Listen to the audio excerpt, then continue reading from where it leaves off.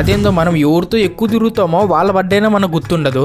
చాలా రోజుల తర్వాత నేను మా ఫ్రెండ్స్ అయితే కలుద్దామని ఫిక్స్ అయ్యాం. కలిసిన తర్వాత అర్థమైంది దాంట్లో ఒకటి బర్త్డే ఉందని. ఇంకా మేము కమల్ హాసన్ మాదిరి యాక్టింగ్ చేసి మాకు బర్త్డే ఎందుకు పని ఉందని చెప్పి మనం అయితే బేకరీ కాడికి అయితే వచ్చేసాం అనమాట. కేక్ అయితే సెలెక్ట్ చేసేసుకున్నాం కదా, దానిపైన మనం ఫన్నీగా రాపిద్దాం అని అయితే చూస్తున్నాం.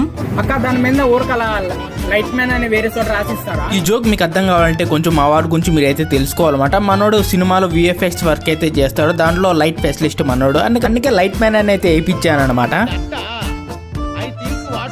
కేక్ పక్కన కూర్చొని ఎప్పుడెప్పుడు తిందామని చూస్తాను. చూసారా, అయింది కాదు బర్త్డే. కేక్ బాక్స్ ఓపెన్ చేస్తున్నాను చూడు, ఆ పిల్లోడిదే అన్నమాట బర్త్డే.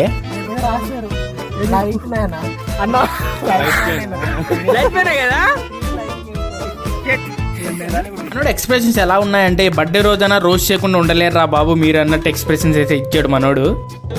బాగుందనా? నిజం బాగుంది. ఒకసారి ఏమనుకోని చూసావు, అట్లాంటి బర్త్డే పార్టీలు బాగా జరుగుతాయి. మొత్తానికి అయితే బాగా జరిగింది. మధ్యలో ఒక అంకుల్లో